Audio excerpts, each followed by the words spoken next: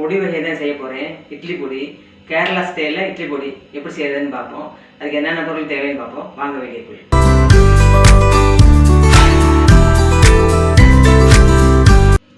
Kerala style idli பொடி செய்கிறதுக்கு நான் அளவு டம்ளரில் எடுத்திருக்கேன். டம்ளர்லையோ கப்புலையோ உங்களுக்கு இது எது தேவையோ அது சம அளவு எடுக்கணும். அது 1 கப்பு அரிசி, புழுங்கல் அரிசி, சாப்பாட்டு அரிசி. அதே அளவு 1 டம்ளர் உளுந்தும் அரிசியும் ஒரே அளவில் எடுத்துக்கணும். அப்புறம் அதுக்கு 1 டேபிள் ஸ்பூன் ஜீரகம், 1 டேபிள் ஸ்பூன் மிளகு, 2 டேபிள் ஸ்பூன் வெள்ளை எள்ளு, 1 டேபிள் ஸ்பூனு தூள் பெருங்காயம் எடுத்திருக்கேன். தூள் பெருங்காயம் இல்லாதவங்க கட்டி பெருங்காயம் எடுத்துக்கோங்க. அப்புறம் நான் ஒரு 15 மிளகாவத்தல் எடுத்துருக்கேன். நீங்கள் அவங்கவுங்க காரத்துக்கு தேவையான அளவுக்கு மிளகாவத்தை எடுத்துக்கலாம். அப்புறம் 1 கைப்பிடி கருவேப்பிலை எடுத்துருக்கேன். ஸ்டவ் ஆன் பண்ணிக்கிறேன். எல்லாமே நம்ம ட்ரையாக தான் வறுக்க போகிறோம். எண்ணெய் எதுவுமே ஊற்றுறதில்ல, பூராமே ட்ரையாக தான் வறுக்கணும். இப்போ ஃபஸ்ட்டு இட்லி பொடி செய்கிறதுக்கு அரிசி போட்டுக்கிறேன். இந்த அரிசியை நல்லா மீடியம் ஃப்ளேம்லேயே வச்சு நல்லா செவக்க வறுக்கணும். நல்லா பூராமே பொரியணும். நல்லா பொரியந்தட்டிக்கும் மீடியம் ஃப்ளேம்லேயே வச்சு வறுக்கணும். நல்லா வாடை வரும். இது எல்லாமே நல்லா பொரிஞ்சிடணும். அரிசி நல்லா செவந்துருச்சு. இதை கொட்டிக்கிடுவோம். கொட்டிக்கிட்டு உளுந்த வறுக்கணும். உளுந்த வறுத்துக்கிறோம். இனி நல்லா மீடியம் ஃப்ளேம்லேயே வச்சு செவக்க வறுக்கணும். இந்த அரிசியும் உளுந்தும் நல்லா செவக்க வறுத்ததான் இந்த பொடியோட மனமே நல்லா தூக்கலாக இருக்கும். இப்போ உளுந்து செவந்துருச்சு. இதையும் மாற்றிக்கிடுவோம். இனி ஜீரகத்தை வறுத்துக்கிடுவோம். பொரிஞ்சிருச்சு. இதையும் மாற்றிக்கிடுவோம். இனி மிளகு வறுத்துக்கிறோம். இப்போ மிளகு நல்லா வெடிச்சிருச்சு. இனி வெள்ளை எள்ளு 2 டேபிள் ஸ்பூனு. இது நல்லா வெடிச்சிடணும்.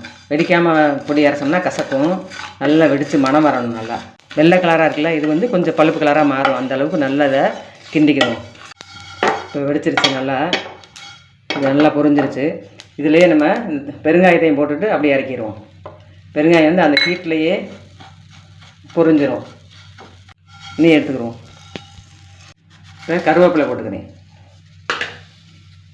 கருவேப்பிலையில் அந்த பச்சை சத்தெல்லாம் போய் நல்லா பொரிஞ்சு முறுமுறுன்னு வரந்தனைக்கும் கிண்டணும். இது நல்லா கருவேப்பிலையும் நல்லா முருகிருச்சு. இதையும் கொட்டிட்டு லாஸ்ட்டாக மிளகாவத்தில் வறுத்துக்குருவோம். மிளகாவத்துலையும் ட்ரையாக தான் வறுக்க போகிறோம். இப்போ மிளகாவத்தலும் செவந்துருச்சு. அதையும் எடுத்துருவோம். இது நல்லா ஆற வச்சு நீ பொடி நுணுக்கிடுவோம். இது எல்லாம் ஆறிடுச்சு. இந்த பொடிக்கு தேவையான அளவு உப்பும் சேர்த்துட்டு நுணுக்கிடுவோம். ஃபஸ்ட்டு இந்த மிளகாவத்தலை மட்டும் போட்டு அரைச்சிக்கிட்டு அப்புறமா தான் மற்றதை சேர்க்கணும்.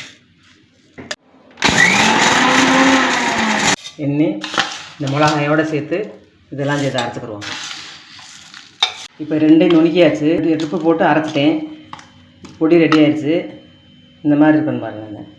ரொம்ப பவுடராக இல்லாமல் கொஞ்சம் அப்புறம் ஆகணும். அப்போ தான் அந்த நல்லெண்ணெய் ஊற்றி சாப்பிடும்போது டேஸ்ட்டாக இருக்கும். கேரளா ஸ்டைல் இட்லி பொடியை ஒரு தடவை நீங்கள் நுணுக்கி சாப்பிட்டு பாருங்கள்.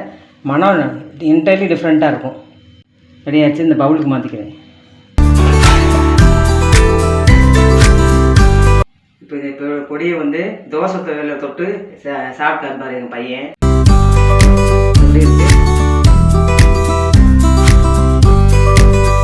இந்த இட்லி பொடி ரொம்ப மனமாகவும் இருக்குது, ரொம்ப நல்லா டேஸ்ட்டாகவும் இருக்குது.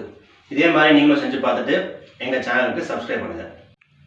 இந்த கேரளா ஸ்டைல் இட்லி பொடியை நான் சொன்ன இந்த அளவுகளில் நீங்களும் ஒரு தடவை செஞ்சு பாருங்கள். அப்புறமா உங்களுக்கு தெரியும். வாடை டிஃப்ரெண்ட்டாக இருக்குது. நல்லா இருக்கும். இதை 1 மாதம் ஆனாலும் அந்த வாடை மாறாது. நல்லா ஒரு ஏர்டைட் பாக்ஸில் போட்டு வச்சுக்கிட்டு இட்லி, தோசை, அடையோட சாப்பிட்றதுக்கும் நல்லாயிருக்கும். இந்த வீடியோ உங்களுக்கு பிடிச்சிச்சுன்னா லைக் பண்ணுங்கள், ஷேர் பண்ணுங்கள், சப்ஸ்கிரைப் பண்ணிக்கோங்க. அடுத்த இன்னொரு ரெசிபியோட அடுத்த வீடியோவில் பார்க்குறேன். நன்றி, வணக்கம்.